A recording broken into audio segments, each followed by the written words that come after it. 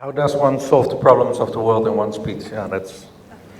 Well, I think we had a few very interesting introductions. Professor Boyle started very eloquently explaining us that we've been talking about sustainability for the last 40 years.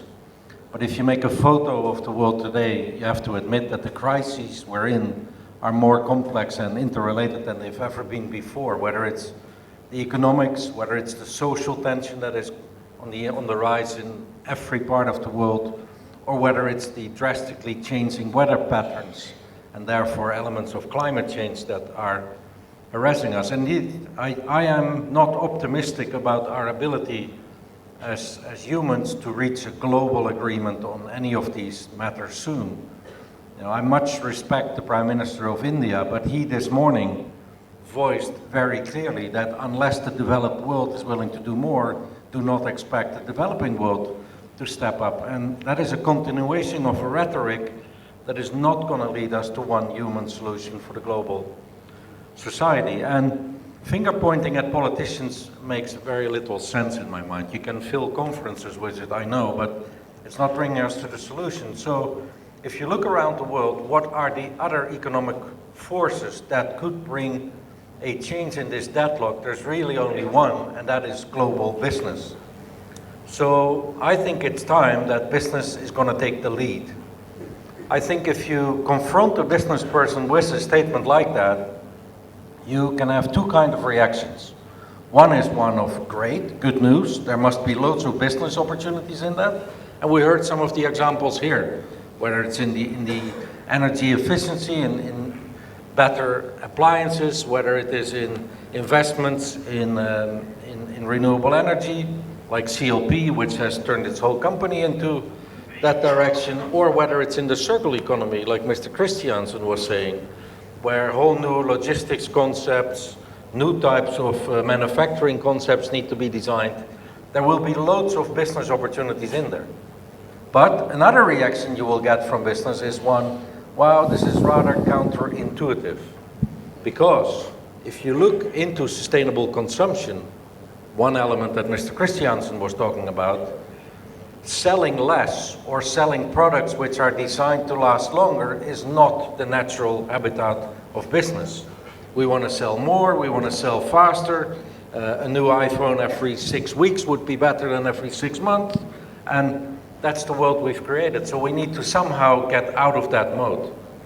So I agree, there are plenty of business solutions, and there are more and more business leaders, and some of them will be in this room today, who are willing to A, accept the responsibility, and B, have the courage to take the lead. So whether it's energy efficiency, whether it's innovation and new solutions and products, or whether it's circular economy, the real topic that I struggle with at the moment is how are we going to scale it up? Because again, we can fill many a panel with great stories, but if we're honest about it, and Professor Boyle showed the graphs, the trends in the world are not going in the right direction. We're investing more in renewable energy than we've ever done, but CO2 is continuing to rise faster than it ever did. So what are the ways that we can scale up? And that is going to be, I think, the key agenda on Business Mind, and later on in the conversations between business and governments that we need to crack. I'll take a first shot at a couple of ideas. I think it's a journey. Every business has to go through a journey, and if you're never ever thought about sustainability, then probably the best place to start is just ethics. You know, there's a number of principles out there, whether you take the UN Global Compact principles or another set, but there's beginning to be a framework of things that business should and should not do. And the Global Compact is a great place to start. India is well known for its corporate philanthropy, which I would call the second step in this journey. So you make a profit, you give something back. It's the basic phenomena, whether it is giving to schools in the community or hospitals or anything related to your core business.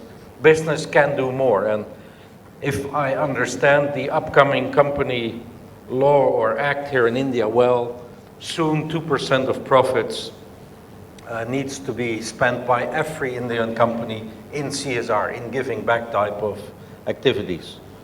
The third level is a level which is getting a little bit tougher, has not been done yet, and needs to happen soon, is we need to formalize sustainability as part of risk management in business.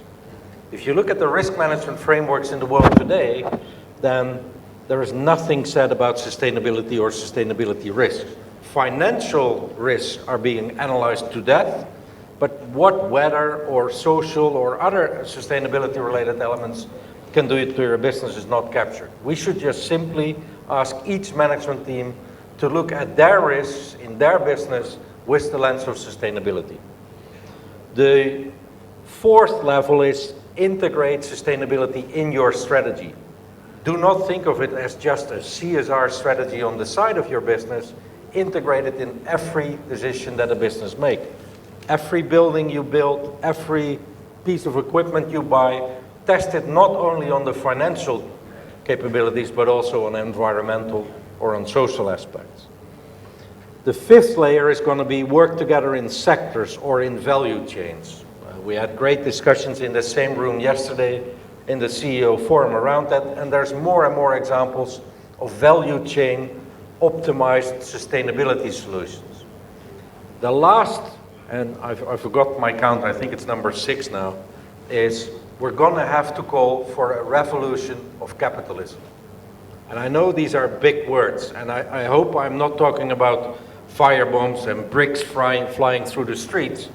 But a revolution, my mother tongue is not English, so I had to look it up in the dictionary. But if you look up revolution in the dictionary, it says a radical transformation in a short period of time. And that's precisely what the world needs. I will be very, very clear. The world cannot be saved by business cases today. There is not enough business case for all we need to do to get the graphs that Professor Boyle showed back into shape. We need to change the rules.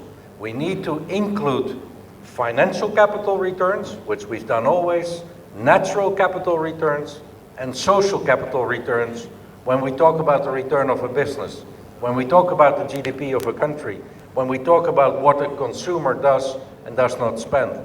And only if we're prepared to start that revolution do we have a shot at saving the world.